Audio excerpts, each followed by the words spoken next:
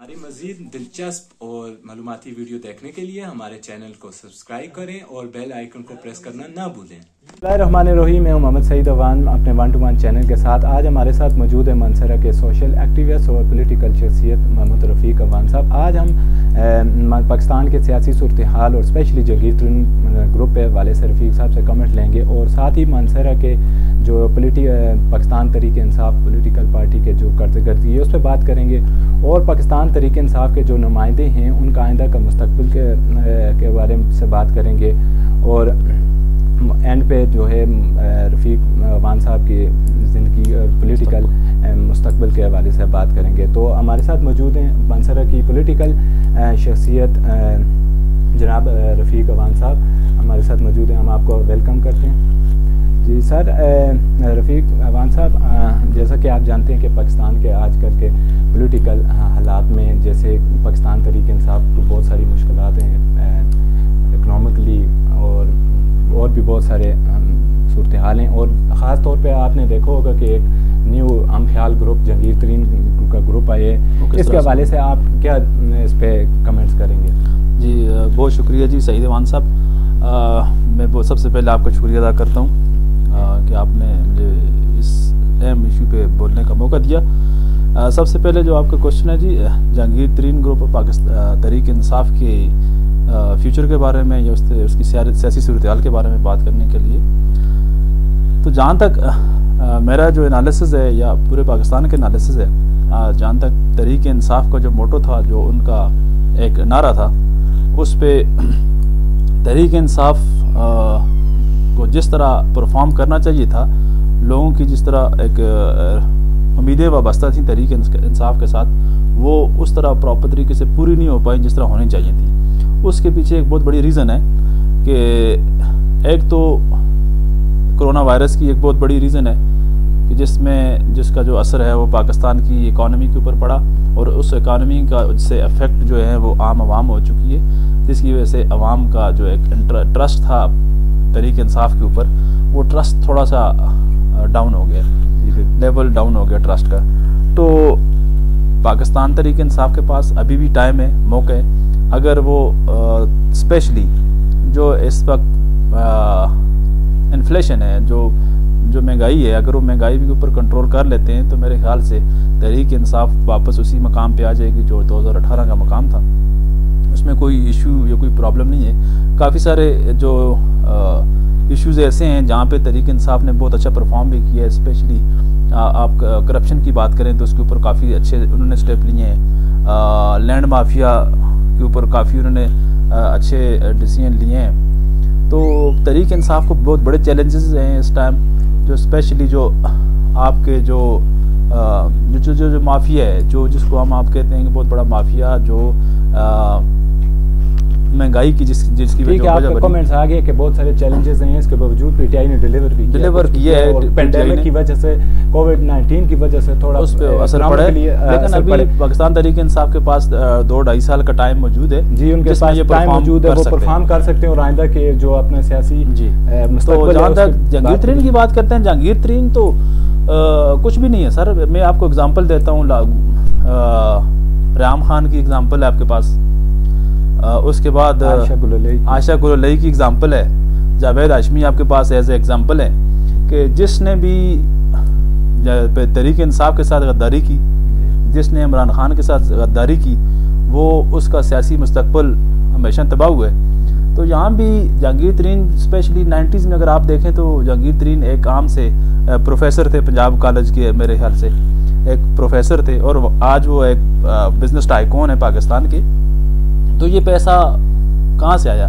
तो सबसे मैं तारीफ़ की बात करूँगा, इमरान खान को मैं बहुत ज़्यादा अप्रिशिएट करूँगा उनके इस स्टेप के ऊपर कि उन्होंने अपनी टीम के एक अहम रुकन को भी करप्शन के ऊपर माफ़ नहीं किया। उन्होंने स्टेप लिए और इतने बड़ा जो बहुत अहम रोल प्ले किए जहांगीर तरीन ने पाकिस्तान तहरीक इंसाफ की हुकूमत बनाने के लिए बनाई है कि एक एग्जांपल सेट की है। जैसे आपने देखा होगा अलीम खान पे भी उन्होंने ऐसे ही एक्शन लिया। एग्जैक्टली ये हमारी आवाम को प्रोसेस गुजारा, अभी जहांगीर तरीन के साथ भी जुडिशरी प्रोसेस चल रही है। ऐसे ही बात का सारा क्रेडिट इमरान खान को जाता है कि वो करप्शन के ऊपर कोई कंप्रोमाइज नहीं करेंगे और जहांगीर तरीन ग्रुप कि जहाँ तक बात कर रहे हैं उससे तहरीक इंसाफ के ऊपर आप पिछली हुकूमत देख लें कि इलेक्शन से एन पहले उन्होंने अपने 18 MPs को जो सेनेट के ऊपर पैसा लेने की वजह से उन्होंने 20 MPA को अपना पार्टी से निकाल दिया था, तो कोई फर्क नहीं पड़ा PTI को।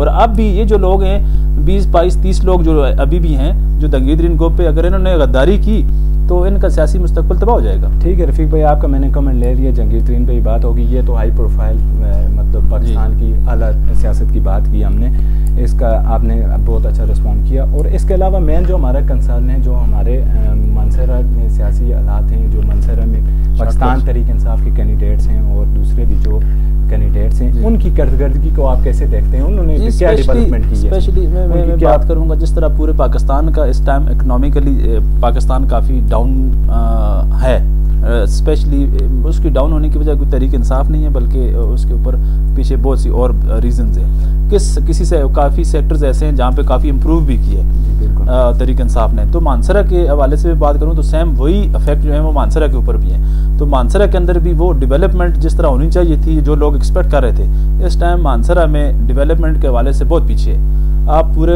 KPK में देखें और हज़ारा में देखें, हज़ारा में भी ज़िला मानसरा डेवलपमेंट के हवाले से बहुत पीछे है। मानसरा का स्पेशली अगर आप बात करें रोड्स के हवाले से, तो रोड्स पूरे मानसरा में कहीं भी कोई एक सिंगल रोड भी है जो वो इस काबिल नहीं है कि वहाँ उसके ऊपर गाड़ियाँ चलाई जा सकें।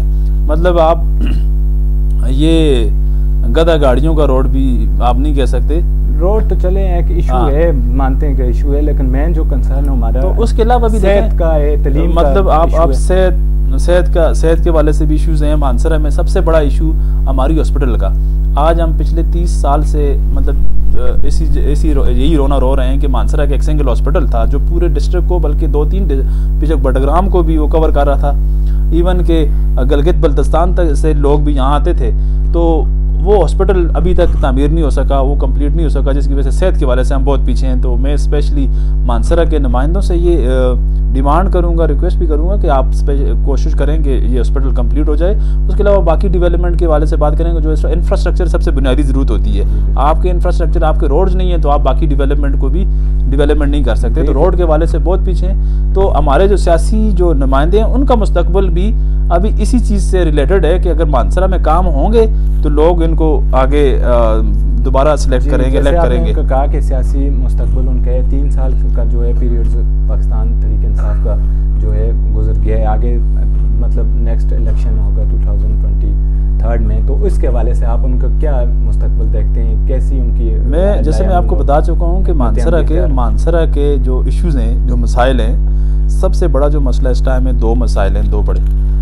नंबर 1 मानसरा का इंफ्रास्ट्रक्चर, फिर उसके बाद आपका हेल्थ के इशू की बात करेंगे। हॉस्पिटल जो है बहुत बड़ा इशू है। अगर मानसरा के हमारे जो नुमाइंदे हैं, जो PTI के हमारे इलेक्टेड नुमाइंदे हैं, अगर ये 2 इशू सॉल्व कर लेते हैं मानसरा के, तो मेरे ख्याल से अगला इलेक्शन बहुत इजीली वो विन कर जाएंगे। क्योंकि मानसरा के अवाम के सबसे बुनियादी जो 2 डिमांड्स हैं कि मानसरा के रोड्स और फिर हॉस्पिटल का इशू जो है। बाकी छोटे मोटे इश्यूज हैं वो आते भी रहते हैं और साथ सॉल्व भी होते रहते हैं। तो अगर ये 2 बड़े इश्यूज अगर मानसरा के ये नुमाइंदे हल कर लेते हैं तो मेरा ख्याल 2 बड़े इशू आपने बताए, एक जो है इंफ्रास्ट्रक्चर है और दूसरा हेल्थ का निज़ाम है। इसको आप कैसे मतलब स्टेबिलिटी इसमें ला सकती है गवर्नमेंट और मानसरा? देखिए बड़ा वेरी सिंपल जी, हमारे जो नुमाइंदे हैं उनकी एफर्ट्स मैटर करती है इसके अंदर। अगर वो एफर्ट करते हैं तो मेरे ख्याल से बाकी देखें, पूरे KPK के अंदर देखें, पूरे पाकिस्तान के अंदर देखें, काम हो रहे हैं। वहाँ पे हॉस्पिटल बन रही हैं, रोड बन रहे हैं, हमारे मानसरा में क्यों नहीं बन रहे? तो एफर्ट चाहिए यहाँ पे, हमारे नुमाइंदों की एफर्ट चाहिए। तो मेरे जिस तरह बाबर सलीम साहब हैं, हमारे मानसरा के MP हैं, सालिम अहमद साहब हैं, कोशिश कर रहे हैं। सालिम अहमद साहब, स्पेशली सालिम अहमद साहब बहुत कोशिश कर रहे हैं कि मानसरा के जो इश्यूज हैं, उन्होंने असेंबली फ्लोर के ऊपर भी आवाज़ उठाई है इस हवाले से कि मानसरा के रोड्स के हवाले से भी आवाज़ उठाई है और सेहत के हवाले से भी। तो अगर वो कामयाब हो जाते हैं इसमें तो बहुत बड़ी कामयाबी है उनके लिए भी और मानसरा के लिए भी। जी बिल्कुल। रफ़ीक भाई, मैंने आपसे जैसे पहले कहा था कि आपके हवाले से मैं कुछ सवाल पूछूंगा। आपने भी जो इलेक्शन किए तहसील का इलेक्शन यूनियन कौंसिल दाता से मानसरा का मिडल में आता है, तो इसके हवाले से आप अपनी सियासी आइंदा आने वाली ज़िंदगी के हवाले से क्या कुछ मतलब आपका जी देखें सियासत में या पॉलिटिकल और कोई काम करना चाहते हैं या कोई और आपका इंटरेस्ट है वो भी शेयर करें। जी देखें मैं तो बाय प्रोफेशन चार्टर्ड अकाउंटेंट था, मेरी फील्ड जो है वो अकाउंटेंसी की फील्ड थी। जैसा कि आप जानते हैं कि 2015 के जो बल्दियाती इलेक्शन थे, लोकल बॉडी इलेक्शन, उसमें मैंने पार्टिसिपेट किया, यूसी दाता से तहसील के इलेक्शन किया।